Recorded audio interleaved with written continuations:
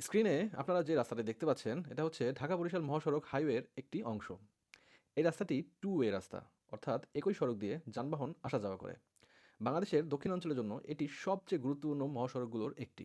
এই সড়কটি শুধু বরিশাল পর্যন্ত নয়, সরাসরি পটুয়াখালীর সমুদ্র সৈকত কুয়াকাটা পর্যন্ত চলে গেছে। প্রতিদিন এই রাস্তায় প্রায় 10,000-এর মতো যানবাহন চলাচল করে। আর পিক টাইমে, যেমন ঈদ অথবা অন্য কোনো ছুটির সময়ে, এই সংখ্যা আরও বেড়ে যায়। তখন গড়ে প্রতি মিনিটে প্রায় 20 থেকে 40টির মতো গাড়ি এই সড়ক দিয়ে চলাচল করে।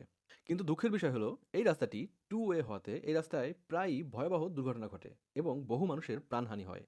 অনেকেই মনে করেন এখানে যদি 4 লেন বা 6 লেনের রাস্তা থাকতো তাহলে দুর্ঘটনা অনেকটাই কমে যেত এবং দক্ষিণাঞ্চলের মানুষের যাতায়াত আরও বেশি নিরাপদ হতো।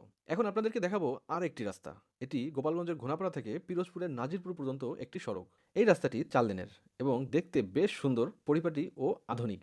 কিন্তু এখানে প্রতিদিন যানবাহন চলাচল করে মাত্র 1000 থেকে 1200টি। হিসেব করলে প্রতি মিনিটে গড়ে মাত্র 1 থেকে 2টি গাড়ি চলাচল করে। আমি নিজেও অবজার্ভ করেছি, 5 মিনিট এমনকি 10 মিনিট পর্যন্ত অপেক্ষা করলেও বড় কোনো গাড়ি এখানে চোখে পড়ে না। অর্থাৎ শুধু ছোট ছোট যানবাহন মাঝে মাঝে চলাচল করে।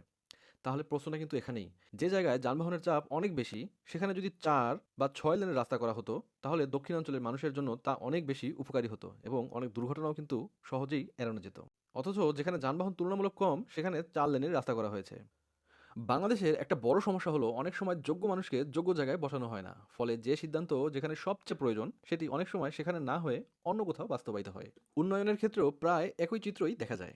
যেখানে যে ধরনের অবকাঠামোগত উন্নয়ন সবচেয়ে বেশি দরকার, অনেক সময় তা সেখানে না হয়ে এমন জায়গায় হয় যেখানে তার প্রয়োজন তুলনামূলক কম। আপনাদের কি মনে হয়, এই পরিকল্পনা কি ঠিক হয়েছে? আপনার মতামত কমেন্টে জানিয়ে দিন। ধন্যবাদ।